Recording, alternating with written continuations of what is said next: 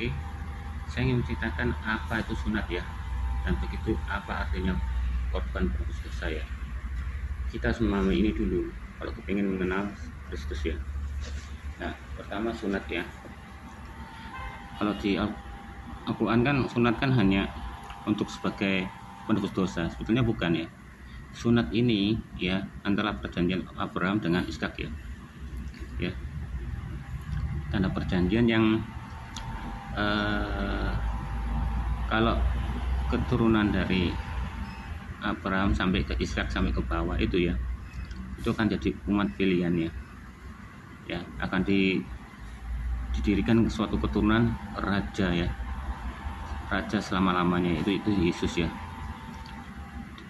bukan raja dunia ya, tapi raja di seluruh alam semesta ya.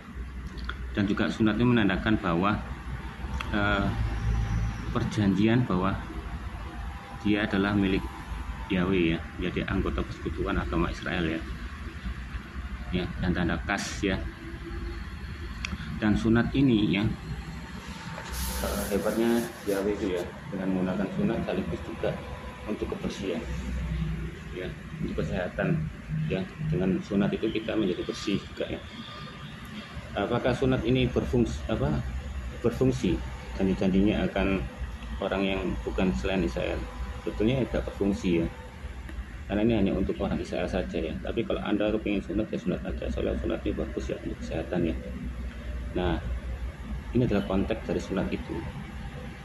Tapi kalau di Al-Quran, Muhammad membelokkan ya arti sunat itu agar keturunan Ismail dan Arab itu akan dapat perjanjian. Tapi yang dari anehnya itu yang di Al-Quran itu ngomong Ibrahim bermimpi ya menyembelih Ismail. Dan Ismail sudah datang, aku bermimpi mengenai aku menyembelih kamu, bagaimana pendapatmu? Nah, itu hanya mimpi. Nanya aku anti serangannya mimpi ya.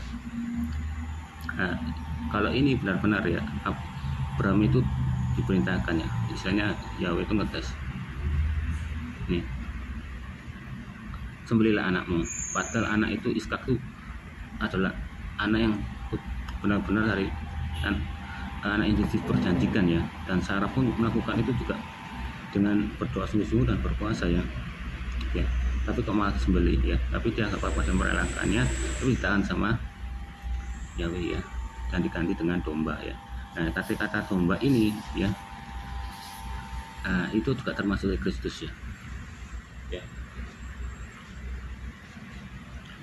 Sebagai korban pengganti adalah Yesus Kristus ya, kita harus pahami itu ya, domba yang sebagai penggantinya Ishak itu ya. Itu untuk sunat ya. Sedangkan untuk korban penebus dosa atau korban bakaran ya, bentar ya. Nah, untuk korban penebus dosa itu bisa dilihat dari imamatnya. Nah, sebelum korban dosa dulu ya, masuk bakaran ya, kita harus lihat dulu ya, waktu anak Adam dan Hawa itu Kain dan Abel ya, dia melakukan persembahan ya, memberikan persembahan. Nah, Kain ini adalah seorang petani dan Abel adiknya itu adalah seorang ternak ya, dan dia mempersembahkan, memberikan yang terbaik, yaitu domba yang terbaik, yang domba sulung ya, yang tidak bercacat dan gemuk-gemuk ya, penuh dengan lemak ya. Sedangkan Kain ini, petani ini hanya memberikan buah-buahan, tapi yang tidak terbaik ya. Tuhan lebih suka sama Abel ya, karena pertama, berternak itu susah ya, tidak setiap bulan akan menuai ya, beda dengan petani ya. Sedangkan yang gampang aja tidak bisa memberikan yang terbaik loh. Sedangkan Abel itu ya merawat ya, bertahun-tahun sampai besar ya, diberi makan dan sebagainya. Itu sudah kelihatan siapa yang lebih menyukai Yahweh gitu loh. Dan Yahweh itu lebih menghargai Abel ya. Sedangkan petani kan gampang ya, tinggal ngasih pupuk dan sebagainya, ini ditinggal gitu kan ya. Kalau seorang peternak nggak bisa, kita harus merawatnya, memandikannya dan membersihkannya kan gitu. Nah, itu bisa memberikan yang terbaik ya. Itu juga termasuk dari akan menjadi dimana asal mulanya itu korban persembahan bakaran dan apa itu persepuluhan. Nah, ini ya. mulainya di sini dari Adam dan Hawa.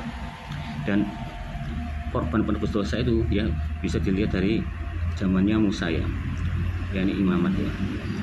Dia harus memberikan tuh yang korban ya, ternak yang dari jantan ya, tidak boleh betina ya, yang tidak bercacat dan tak bercelah, artinya tidak mandul, tidak beset, tidak cacat ya, kayak itu ya. Nah, ini sama ya, menceritakan bahwa Yesus itu adalah seperti korban domba ya, dan harus jantan.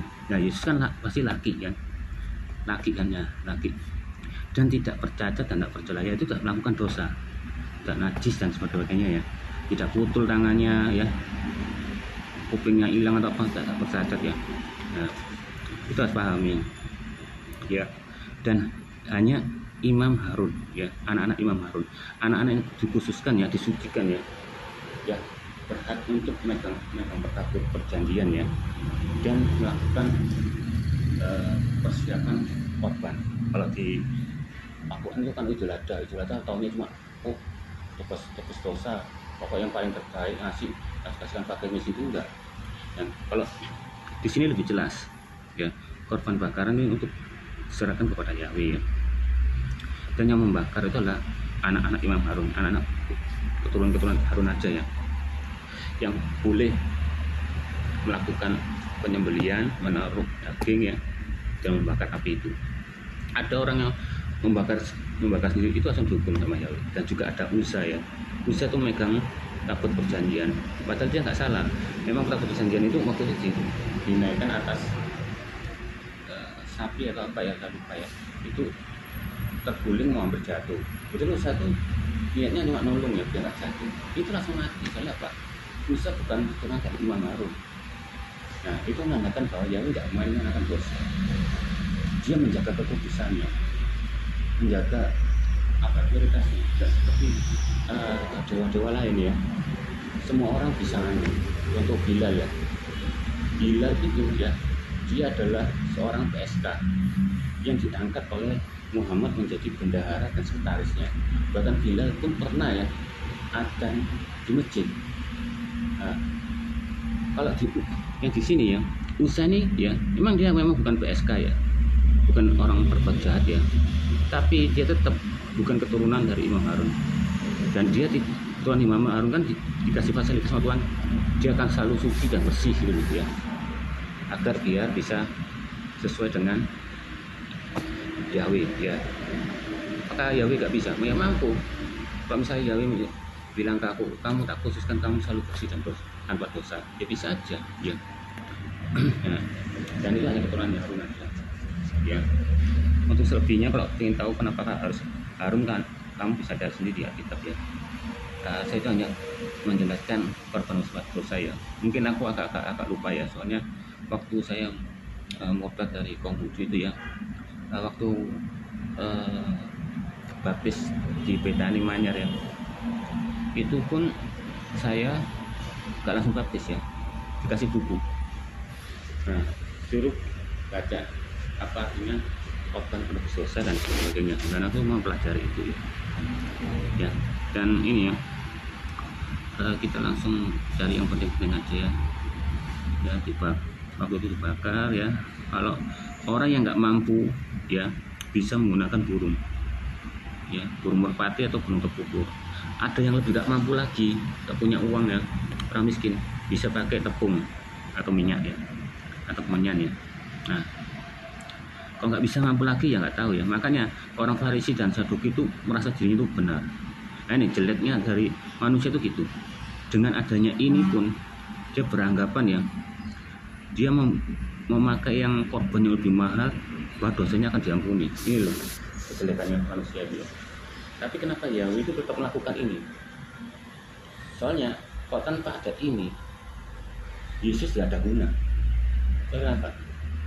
Kalau tidak ada korban penebus dosa, tiba-tiba Yesus datang, aku menebus dosamu, kan lucu kan? Dan orang Kristen pasti nggak percaya lah ya. Dan itu orang Kristen pun nggak akan terjadi ya. Nah, karena ada ini nih, akan orang Kristen percaya ya. Nah, hanya khusus imam yang membakar dan menyentuh. Nah, Yesus itu juga termasuk, gelarnya banyak, Yesus juga termasuk imam. Jadi dia itu juga korban jantan ya, domba ya, jantan yang tidak berdosa dan tidak bercela ya, dan dia juga imam. Jadi menyerahkan dirinya, korban bakaran itu seharusnya yang menyerahkan korban bakaran kepada Yahweh itu adalah imam. Nah, dia juga termasuk imam Melkisedek ya, imam besar ya. Dan hebatnya ya Yahweh ya, beda Yahweh sama Allah ya. Allah tuh pada Al-Quran kan ngomong aku menghendaki menyesati orang ya, dan juga jika ada orang munafik ya hendak tipu daya, bahwa Allah akan membahas dengan tipu daya yang dengan terjadi, bahwa Allah itu tipu daya yang terbaik. Nah kayak gitu itu ya, Allah menciptakan iblis ya. Nah kalau di Yahweh tidak menciptakan iblis, malaikat yang melakukan kudeta, akhirnya jadi iblis ya. Berarti Allah itu selalu merancang, Yahweh itu selalu merancangkan yang baik-baik ya, nggak ada yang merancangkan kejahatan. Nah itu Yahweh itu pun ya selalu kepingin manusia itu benar ya. Dan ini adalah perintah manusia. Kenapa Yesus ngomong kamu mentaati hari Sabat tapi kamu tidak melakukan menolong orang, kamu hanya menjalankan perintah-perintah manusia. Memang Yahweh memberikan perintah-perintah manusia itu untuk manusia itu sendiri dan untuk kebaikan manusia sendiri, bukan perintah manusia untuk Tuhan. Yang beda kan? Nah ini juga termasuk korban bakaran adalah perintah manusia untuk manusia sendiri, gitu loh, bukan untuk Yahweh sendiri, gitu loh. Jadi Yahweh itu ya begitu baik ya, dia menggunakan dirinya sendiri untuk berkorban agar manusia itu nggak perlu mengorbankan hewan lagi. Yang enak loh, kita nggak perlu mengeluarkan uang lagi untuk biaya untuk korban bakaran. Nah ini harus kita pahami, korban bakaran kan dosa ini untuk apa? Untuk dosa yang tidak disengaja ya. Korban untuk yang tidak disengaja. Contoh ya, kalau kamu nggak sengaja ya babat rumput ya, tiba-tiba itu terlepas kena orang itu, akhirnya orang itu mati, kamu harus melakukan korban bakaran ini ya. Korban yang istilahnya dosa yang tidak sengaja, yang tidak kamu ketahui. Kamu misalnya ya naik mobil nubuk orang nggak sengaja, nah kamu harus melakukan korban bakaran ini. Nah bagaimana dengan seorang pembunuh dan berzina? Itu sudah jelas di Ulangan ya, bahwa seorang berzina itu harus dirajam dengan batu. Sedangkan orang pembunuh harus dibunuh, nyawa ganti nyawa, mata ganti mata, tangan ganti tangan. Itu dosa yang disengaja. Kalau yang nggak sengaja, itulah korban dosa. Dan kadang-kala ya, saya pernah dengar di tempat ini itu, nggak tahu orang Kristen atau orang Islam yang ngomong korban dosa itu habis itu melakukan tebus dosa lagi. Salah. Di sini loh, korban dosa bakaran ini ya untuk yang dosa yang tidak sengaja, bukan disengaja ya. Nah, kalau yang disengaja itu hukumannya mati. Kalau zina dirajam batu, tangan ganti tangan gitu. Nah ini loh, nggak paham konsepnya ini. Nah, berarti apakah Yesus itu korban tebus dosa itu hanya untuk orang yang nggak sengaja? Enggak. Kelebihannya dari tebus dosanya Yesus ini ya, dia mengampuni segala sesuatu dosamu ya, apapun yang kau perbuat, sekali untuk selama-lamanya. Ingat, sekali, bukan berkali-kali ya. Bagaimana kalau orang itu Kristen itu ya, sudah Kristen ya, terus begitu sudah baptis dan sebagainya, terus dia melakukan pembunuhan lagi, ya nggak bisa.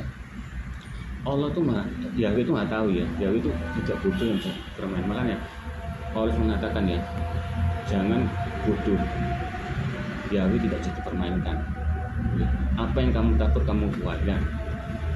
Memang Yesus akan mengampuni dosa-dosa ya, tapi kabur tua itu tetap ada, karma itu tetap ada ya. Memang diampuni, tapi balasan perbuatan yang karmamu itu kamu jalankan ya.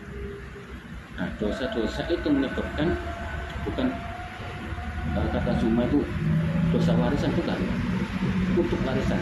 Contoh orang menyembah berhala ya, pakai dukun, pakai apa, itu ya dia bisa mengutuk dia untuk diturunan. Nah, entah itu nanti anakmu gampang kena santet juga karena kamu belum pernah pakai santet, nah, atau kamu pernah pakai pelet, anakmu juga pakai pelet. Nah, itu tetap ada. Memang dosamu sudah diampuni, tapi tetap karma itu harus ya. Selama bumi masih terbit ya, matahari masih terbit, hukum tak berbuat masih ada. Aduh. Makanya jangan enak-enak, nanti dosa lagi diampuni, enggak gitu ya. Nah, bagaimana kalau orang Kristen itu ya sudah diampuni ya, terus dia tetap melakukan dosa yang berulang-ulang ya, Tuhan enggak akan ngampuni. Tebusan dosa itu bukan saat ini aja, tapi di akhir zaman, maksudnya di akhir kamu itu sendiri. Ketika kamu mati ya, masih tetap melakukan dosa-dosa yang sama-sama, kebunuh. Nah, waktu kamu mati, waktu penghakiman, dosamu nggak bisa ditebus. Ya, kecuali kalau kamu tidak melakukan dosa, ya, ketika penghakiman dilihat, oh ini ya, dosamu di akhir itu akan ditebus. Ya.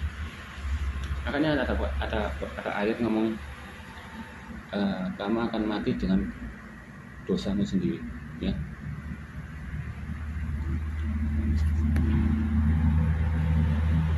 Jadi Yesus sendiri berkata, kalau hidupmu tidak lebih benar daripada orang Farisi dan Saduki, kamu tidak bisa masuk ke dalam surga. Nah, Farisi itu apa? Farisi itu ya, dia baca yang firman Tuhan dan sebagainya, berpuasa, menuruti benda-benda Taurat, yaitu tidak boleh najis, tidak boleh makan makanan haram, ya, berdoa terus. Tapi dia melakukan kejahatan, ya. Bahkan dia korupsi, ya, korupsi persepuluhan, korupsi persembahan. Nah, itu nggak masuk ke dalam surga. Dia hanya mengajarkan tapi tidak melakukannya. Nah, itu aja nggak bisa ya. Makanya dosa di tebusan Yesus ini ya, bukan berarti dosa berkali-kali. Dosa ampun, dosa enak gitu. Ya, apakah ya itu enggak lah. Ya, tetap diampuni setiap sekali ya. Tapi bagaimana kalau sampai berkali-kali, ya pasti itu ya nggak akan nebus ya. Tapi ketika pada waktu kamu sudah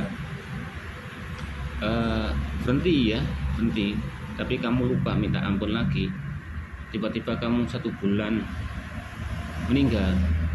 Nah, waktu meninggal itu ditebus lah, dilihat dulu, oh kamu sudah berhenti tidak melakukan dosa itu dalam keadaan mati ya. Kalau dosa sampai dalam keadaan mati itu nggak bisa tebus ya. Nah ini, dan persembahan itu ya juga dibubui garam. Nah, garam ini apa? Garam perjanjian. Garam itu adalah firman Tuhan ya. Makanya kan berkata, jika garam itu hambar, bagaimana cara mengasingkan? Jika kalau hatimu ya nggak mau baca firman Tuhan dan juga akan rasa hambar, bagaimana kamu cara mengalaminya ya? Dan ini ya, apa, persembahan di kemah ya ini ya. Dan juga ya darahnya itu dicipratkan ya sama imam ya, ditanduk dan di tabut perjanjian. Sama ini, waktu Yesus ya disalibkan, ditusuknya lambung itu dan keluar darah dan mengucur sampai ke bawah ya. Dan ternyata ada orang arkeolog ya dari luar negeri ya, dia dapat mimpi untuk melakukan misi, yaitu membongkar tanah di bawah Golgota itu, persis tepat di salibnya Yesus itu. Anda bisa lihat sendiri di YouTube ya. Dan ternyata di situ ada tabut perjanjian ya, juga ditemukan juga kain kafan Yesus juga ya, yang berlumuran dengan darah, akhirnya ngecat di wajah itu juga, dan sebagainya. Dan di sana tabut perjanjian itu ada darah, diselidiki oleh orang ilmuwan dan ternyata kromosomnya 23. Seharusnya manusia normal itu memiliki 26. 46. 26 dari ibu, 26 dari ayah. Karena apa? Yesus tidak punya ayah, jadi 23. Nah itu persis kan darah yang tercurah di tabut perjanjian itu. Berarti Yahweh ini menjaga firman-Nya tetap terlaksanakan dan menjaga firman-Nya ini akan selalu tidak bisa dirubah-rubah orang. Itulah kehebatan Yahweh. Bahkan Yahweh pun menjaga namanya. Ya, orang yang menjelek-jelekkan dia, bahkan Yesus menjelek-jelekkan dia, akan mendapat hukuman.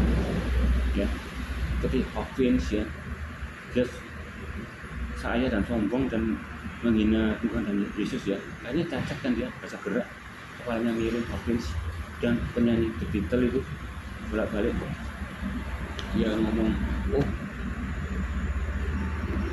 menghina Tuhan dan menghina Yesus, akhirnya dia apa? Mati mengenaskan. Dan juga Titanic ya, Titanic berkata jika Tuhan pun tidak bisa mengajukan, itu juga akan mengalami. Tuhan itu ya, Yahweh itu menjaga namanya, Yesus pun juga menjaga namanya. Contoh ya, ada debater ya, ibu-ibu berjilbab ya, yang kecamatan Riva itu menghina Yesus dan Roh Kudus. Nah, mungkin orang menghina Yesus sama Alkitab ya, mungkin nggak apa-apa lah, tapi Roh Kudus itu nggak akan diampuni, karena itu Roh Yahweh itu sendiri. Ya, Bapa itu adalah tubuh Roh, Yesus adalah jiwa, pikiran, dan firman. Firman itu apa? Omongan. Ya, itu pasti nyambungnya ke jiwa, ke pikiran, dan Roh Kudus itu adalah Roh Yahweh itu sendiri.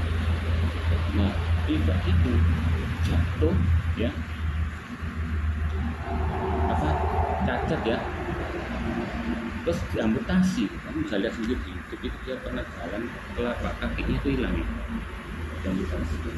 Itu pun tidak tobat, dia malah kesaksian di YouTube ngomong katanya Yesus itu kasih baik, aku gitu dijongkrakno terus ya katanya itu loh. Tapi tetap berdebat gitu. Tapi tetap Trijuma, Donitan ya, Anandar itu tetap dibiarkan sama Yesus ya, tetap dibiarkan. Kenapa? Dia menyebarkan Injil. Nah, sedangkan yang lain-lainnya kan nggak menyebarkan Injil, kayak Mike Tyson itu menghina Yesus dan tetap menang dengan Yesus. Akhirnya apa? Olivet datang ya, yang membacakan ayat Alkitab ya, ada ngomong Tuhan adalah gunung batuku, aku apalah gitulah. Akhirnya menang kan, nah, itu. Nah, karena Trijuma dan Donitan itu hanya menunggu waktu aja. Ketika Yesus ya, Yahweh berkata, sudah kamu sudah cukup menyebarkan firmanku dan banyak yang orang Islam tahu ya, dengan akan firmanku, pada saat itu kan gelap pasti hukuman. Aku nggak mau bertaruh, tapi aku yakin sekali itu. Nah ini Yahweh ini menjaga firman-Nya, menjaga apa yang diperbuat itu selaras loh, nggak sia-sia. Kalau Al-Quran kan nggak penting-penting ya, ini gunanya untuk apa jangan kencing di lubang, ada jin di situ, ini ada nyambung. Nah ini nyambung, Alkitab hebatnya apa? Menyambung sesuatu yang hal yang dilakukan nggak sia-sia. Nah sama seperti ini korban bakaran, ini sesuai dengan sambungan ke Yesus itu sendiri ya. Nah, kan ada catatan kaki ya, catatan kaki itu kan tafsir ya, ini menghubungkan, oh ini sama ya dengan hubungannya dengan perjanjian yang ini. Oh Yesus ini sama seperti korban penebus dosa ya, yang tak bercacat dan jantan ya. Dan ini ya, darah ini dicurahkan ke tanduk dan ke tabut perjanjian. Nah sama seperti Yesus waktu itu ya. Nah itu gak bohong itu. Berarti waktu Yesus disalibkan, baju suci terbelah, gempa kan terbelah, retak ya, dan darah tercurahkan di bait suci. Nah makanya orang Farisi nggak percaya, takut perjanjian kok darah mau tercurah ke perjanjian, mana takut perjanjian sudah hilang gitu ya orang waktu perang. Ternyata sebenarnya di Golgota. Nah orang arkeolog yang menemukan takut perjanjian itu yang ada darahnya Yesus itu ya, dia menghilang, dibunuh entah mayatnya kemana. Jadi nggak pasti ini, kalau nggak Yahudi ini bisa menyembunyikan.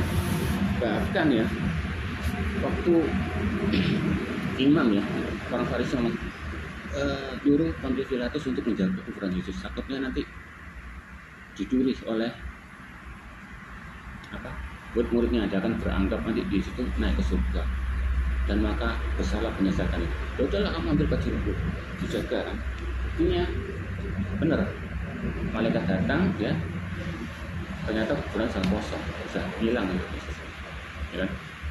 Karena kalau orang punya tubuh kemuliaan, bukan hanya bisa makan dan bisa minum juga ya, tapi bisa menghilang juga. Nah itu nanti akan dipakai oleh kita yang anak Tuhan ya, diangkat ke surga. Kita punya tubuh kemuliaan itu, tubuh yang bukan dari daging ya, tapi tubuh yang sama seperti Adam dan Hawa. Ketika dia belum makan buah arah ya, karena dia makan buah arah, maka daging tubuh kemuliaan itu jadi dagingnya alat kemampuan ya, makanya dia jadi malu. Dan adanya perkawinan, dulu nggak ada perkawinan, rencananya itu Yahweh itu tidak ada perkawinan, karena ini boleh najis ya.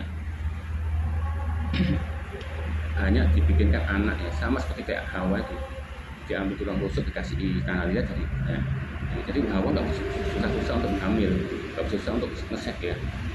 Nah itu tujuannya Tuhan itu. Tapi karena Hawa dan Adam itu makan buah, karena timbullah daging kelemahan ini, daging panah ini ya. Nah bahwa korban-korban bakaran ini ya, penghapus dosa ini hanyalah ya dosa-dosa yang tanpa disengaja, bukan disengaja. Nah makanya debater ini yang nggak tahu bersentuh Islam atau sulit memahami, dipikir itu korban penebus dosa yang harus itu dosa lagi, korban lagi. Enggak, korban dosa ini berfungsi untuk dosa yang tidak disengaja, dan itu setahun sekali ya. Nih, dan darah yang tercurahkan ya, sama seperti Habel ya, dia seorang petani, dia seorang pengembala domba ya, dan dia dibunuh akan dosa. Sama itu namanya Kain, sama seperti Yesus ya. Yesus adalah pengembala domba dan dia dibunuh, sama ya, selaras ya. Dan ini ya, ini korban bersalah ya.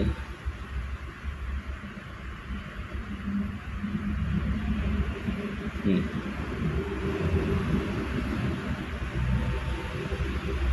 tuh di ini ya, jika kalau orang berbuat dosa dengan melakukan salah satu hal yang dilarang Tuhan tanpa mengetahui, maka ia bersalah harus menanggung kesalahannya sendiri tuh.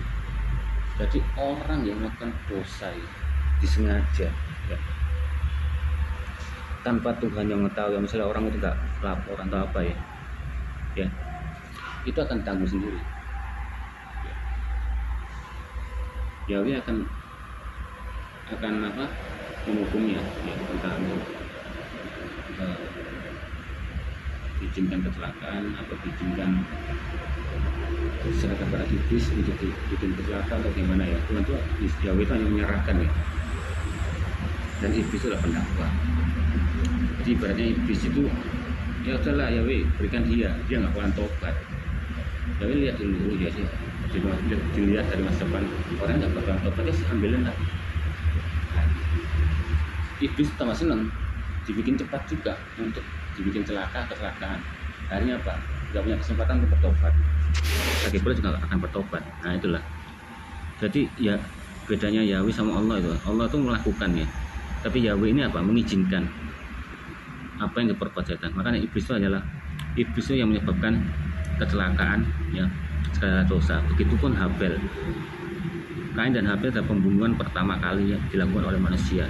Dan Habel itu Kain itu diintimidasi, wah kamu kok gini, ayo bunuh aja. Akhirnya membunuh Habel. Padahal nggak ada yang ngajari bunuh, tapi yang ngajari ya iblis itu tadi ya. Dan sayangnya ya, waktu dia membunuh Habel, Yahweh ini seorang bapak ya, sifat kebapaknya luar biasa ya. Akhirnya gini, Kain, di mana Habel? Mana saya tahu, ini aku penjaga adik itu, kurang ajar. Sudah bunuh, dan kurang ajar. Apakah Yahweh tidak tahu kalau dia itu membunuh? Sama seperti Yesus. Apakah Yesus tidak tahu kalau saatnya itu bukan buah arah muncul? Nah, itu hanya iseng. Yesus itu hanya iseng ya mengajari murid-muridnya. Dia tahu kalau belum waktunya mesti buah arah. Jadi dia tuh memperamakan kerajaan surga itu seperti itu, ya, seperti buah arah. Aku mau tobat nanti aja, masih lama kiamat. Tapi tiba-tiba pemilik dunia ini datang, ternyata mulai kiamat. Nah, akhirnya apa?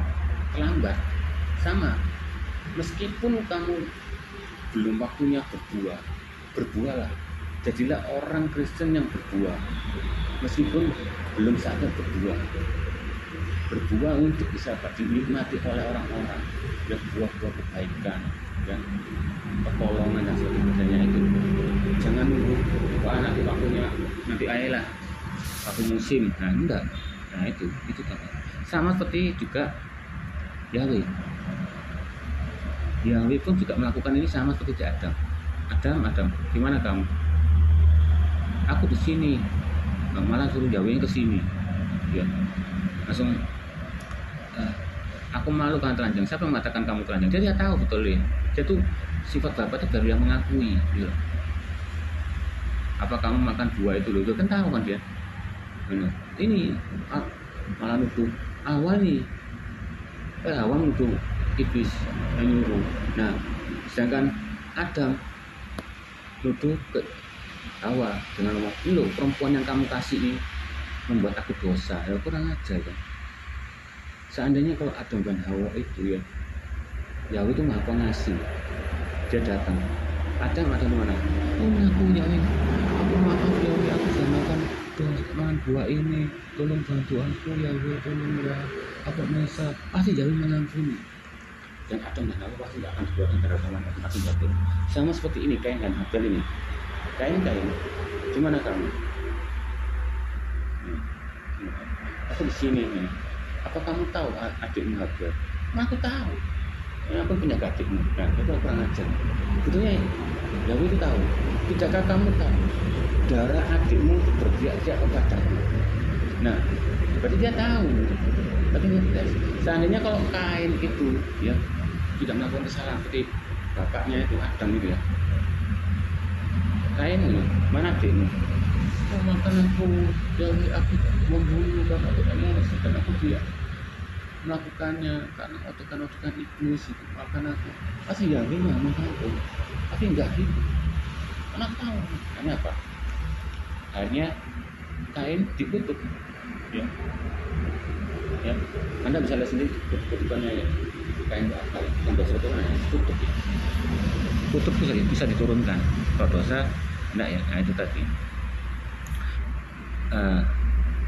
Itulah bedanya Yahweh sama Allah ya. Dia itu memang maha pengampun dan maha pengasih. Ya. Tapi tetap tegas ya, tidak bisa dipermainkan. Makanya Musa ketika sudah sengaja megang tabut perjanjian dia langsung mati, karena hanya khusus yang bisa memegang itu adalah keturunan Harun. Kalau Yahweh apa yang diomongkan itu firman-Nya itu ya dan amin, nggak bisa dibantah. Gitu. Kalau manusia itu ngomong pasti bantah.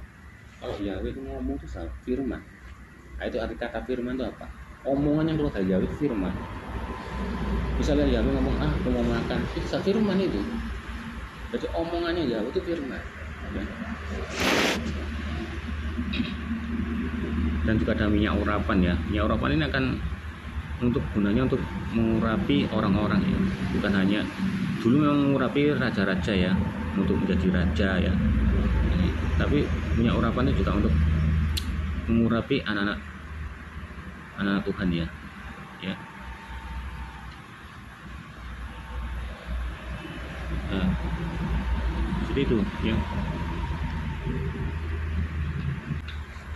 Oke ya, ini juga termasuk kehebatannya Yahweh ya.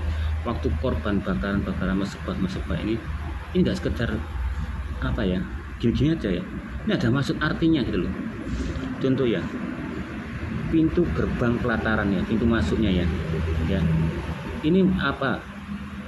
Ini adalah ketika kita tuh mengakui diri, Yesus aku berdosa, aku terima kau sebagai juru selamatku. Nah ini sebelum masuk pintunya.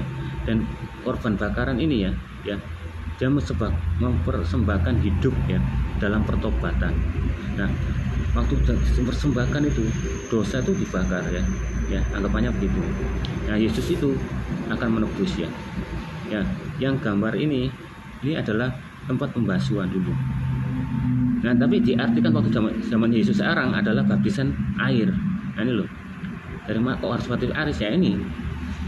Jika kalau kamu tidak mati ya dikuburkan, kamu akan bisa bangkit lagi. Istilahnya apa? Akan baptisan itu diselam ketika orang dikuburkan ya dan dibangkitkan lagi. Nah itu loh, memulai hidup yang baru. Nah ini contohnya sama, saling berkaitan kan. Kalau Alkitab tuh beda dengan Al-Quran, mencatat sini nggak ada fungsinya dan bagaimana. Ini semua ada fungsinya ya. Nah pelita ini ya, ini ada termasuk setia berbakti ya dan menjadi terang. Nah kalau menjadi orang Kristen kita menjadi terang, jangan jadi gelap ya, biar orang tuh bisa lihat terang. Oh orang ini baik ya, orang penuh kasih. Nah jadilah terang untuk dunia. Nah ini meja roti ya. Di sini lu baca roti mana? Roti adalah firman ya dan perjamuan kudus. Dan situ juga ada anggur situ. Nah sama Yesus ini. Maka Yesus berkata, orang Israel dulu makan roti mana turun dari surga dia mati. Tapi barang siapa yang makan aku ya, ini hanya kiasan dan perumpamaan ya. Jadi tubuh Yesus itu firman Tuhan itu ya, bisa disumpahkan oleh roti itu tadi ya. Dan anggur itu adalah perumpamaan dari darah Yesus itu. Nah ini karena di persembah itu ya, ini juga ada roti dan perjamuan kudus ya, roti dan anggur. Berarti Yesus itu tidak meniadakan, tapi justru mengenapinya di dalam dirinya, melakukan arti. Nah, mesebah doa yang setia dalam penyembahan. Ya, jadi orang Kristen itu kita tetap menyembah ya. Menyembah orang Kristen, sembahan orang Kristen itu berdoa, ya berdoa dan memuji gitu. Nah ini ya. Nah, yang terakhir ini adalah tabut perjanjian ini, tabut perjanjian ini ya. Ini ada hurufnya ini. Ini ditemukan oleh orang arkeolog itu ya. Dicuri dan disembunyikan di bawahnya Golgota itu, di bawah salibnya Yesus itu. Nah itu. Di sini cuma isinya apa ya? Tongkat Musa ya. Sama tabut apa? 2 loh batu Yesus 10 perjanjian Allah itu adalah. Nah, ini kan pernah ini dia dibawa sama nggak tahu sapi apa keledai ya, dan itu jatuh dan Musa nggak sengaja menahannya, tapi malah dihukum Tuhan langsung mati ya. Tapi aku yakin lah kalau Musa mati pun dia akan tetap masuk surga ya. Tapi Yahweh tetap nggak main-main, hanya orang yang bisa menyentuh itu hanya keturunan Imam Harun.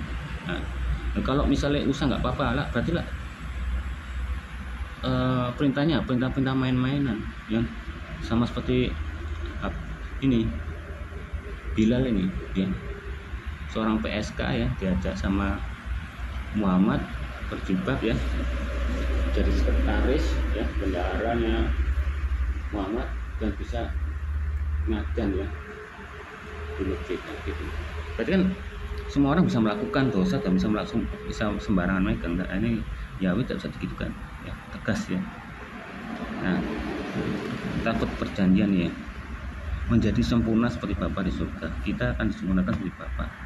Karena ya hanya orang sombong yang mengatakan aku bisa melakukan sendiri ke surga itu dengan perbuatan-perbuatanku. Wong Yahweh mengatakan perbuatan baik manusia itu munafik. Tidak ada kebaikan manusia 1% itu murni ikhlas, itu nggak ada. Kebaikan manusia itu usir ya, aku mau berbuat baik ya dapat pahala, aku lihat orang.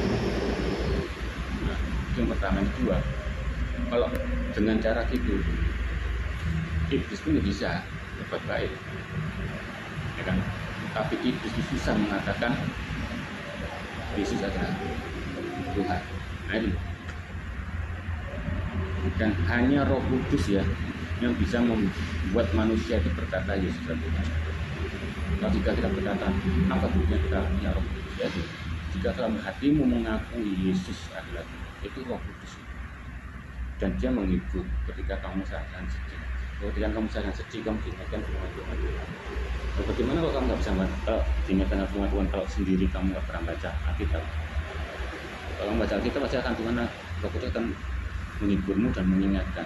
Contoh ya, aku mau berbuat salah, berbuat dosa. Ini, janganlah kamu menyimpan dendamu sebelum matahari itu terbit. Ya. Jadi kita harus mengampuni. Ya. Ampunilah di mereka 70 kali 70. Nah, kayak gini itu. Kalau nggak pernah baca itu, memang bisa dosa. Nah, dan itu juga dianggap seperti berbicara dengan Tuhan. Ya, Tuhan nggak bisa kita. Itu Roh Kudus itu sendiri, karena Roh itu Bapak Bapak sendiri. Tapi berbicaranya yang paling penting, ya.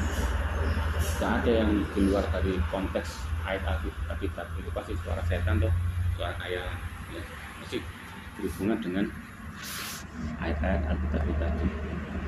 Ya, kita harus membedakan pokok itu ya, kenapa pokok itu. Jadi itulah perbedaannya. Kita paham dulu. Sebelum kita mengenal Yesus, kita paham dulu apa itu dosa, ya, apa itu penyakit sunat. Oke,